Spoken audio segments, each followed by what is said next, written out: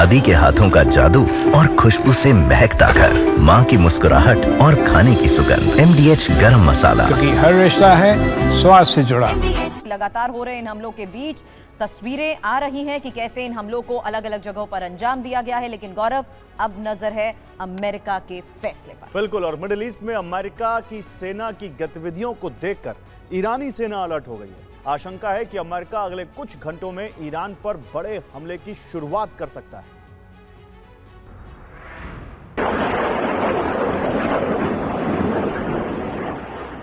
Israel Iran जंग में अब अमेरिका की भी एंट्री हो सकती है।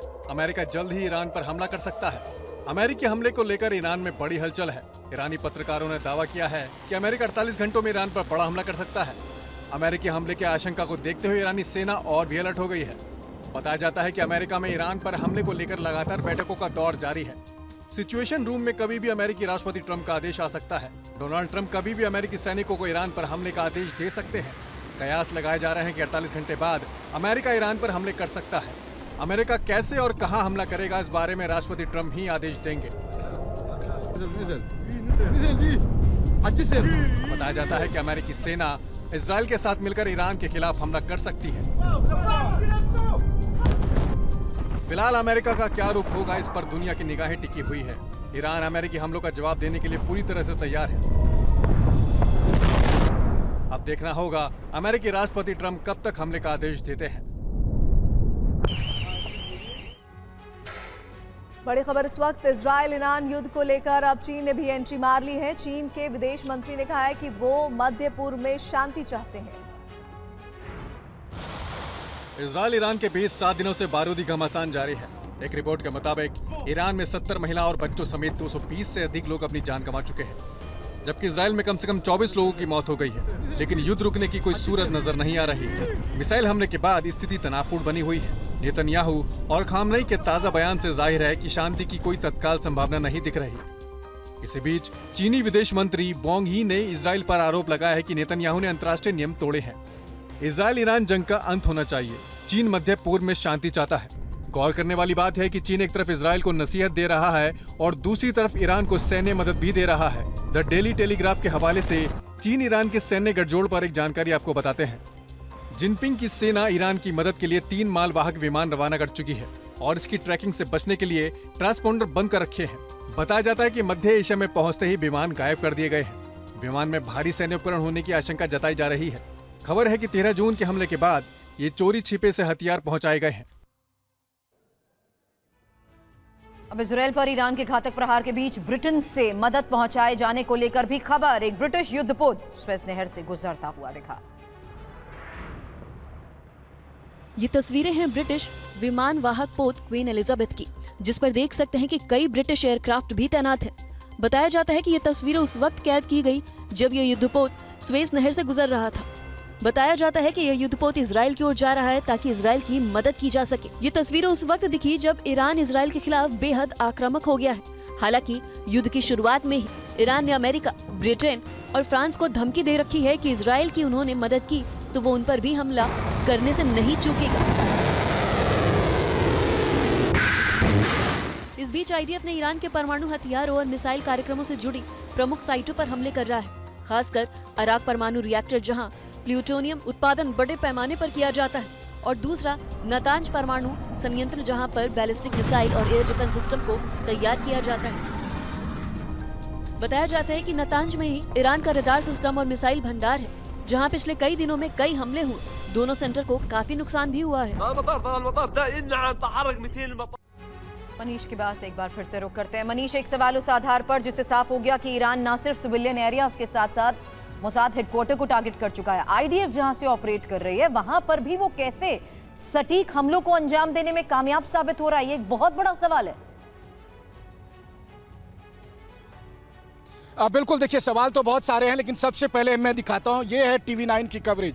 क्रैश साइट पर उस जगह पर जहां पर एग्जैक्ट मिसाइल गिरी है वहां पर हम पहुंचे हैं और TV9 के कैमरे से हम उसे दिखाने की कोशिश कर रहे हैं। और इस जगह पर देखिए सबसे करीब आकर उस जगह से हम दिखाने की कोशिश कर रहे हैं। देखिए यहाँ पर जहाँ मिसाइल गिरा था, यहाँ पर जिसने तबाही बरपाया, यहाँ पर जहाँ पर विध्वंस हुआ, सबसे बड़ा विध्वंस हुआ, उस जगह से हम ये कवरेज दिखा रहे हैं। और इस वक्त आप देखिए जब इस बिल्डिंग पे मिसाइल गिरा और इस समय जब ये कार यहाँ पर थी तो उसकी क्या स्थिति हुई। और रोहित जरा सा साइड हो जाइए ताकि ये गाड़ी आराम से ये निकल सके और संभलते हुए। तो अब आप देखिए कि इस तरह की स्थिति में TV9 की कवरेज हो रही है और TV9 आपको यहाँ से कवरेज करके दिखा रहा है कि किस तरीके से यहाँ पर अटैक हुआ था और उसके बाद क्या तबाही मची थी। ये TV9 पर लाइव इस वक्त हमारे दर्शक देख पा रहे हैं और इस वक्त आप देखिए उन तस्वीरों को, देखिए क्या जलजला आया था जिस वक्त यहाँ पर मिसाइल गिरी होगी। और देखिए एक दो बिल्डिंग नहीं, कम से कम यहाँ पर आधे दर्जन से अधिक बिल्डिंग तो डायरेक्ट यहाँ पर हिट हुई है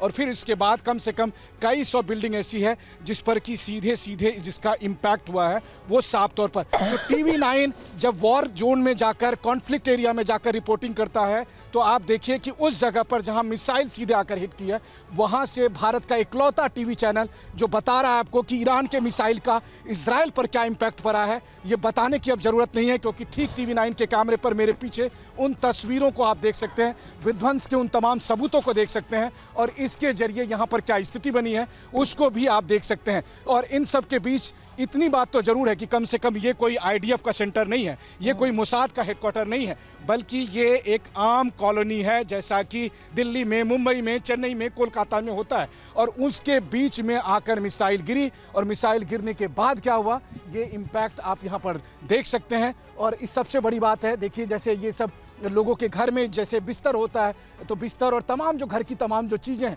वो सब साफ तौर पर यहाँ पर दिखाई दे रही है। हमारा मकसद ये कहना नहीं है कि ईरान कहर केवल बरपा रहा है और या इजराइल के जंग में के इजरायली लोग इनोसेंट हैं। बात यह है कि सही क्या है गलत क्या है अब ये बेमानी हो चुकी है।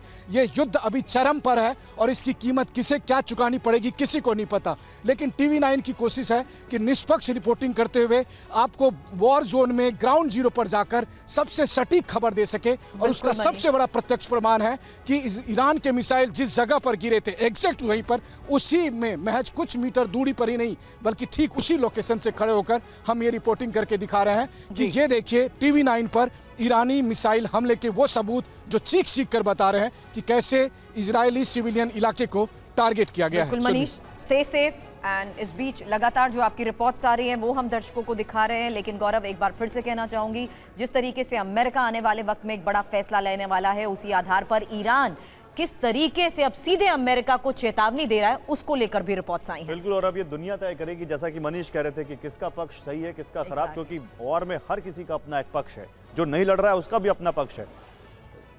और देखिए ये नेतन्याहू उसी हॉस्पिटल में मौजूद हैं जहां पर हमारे संवाददाता मनीष झा मौजूद हैं और जहां बॉम्ब गिरा था। सुनिए नेतन्याहू क्या कह रहे हैं।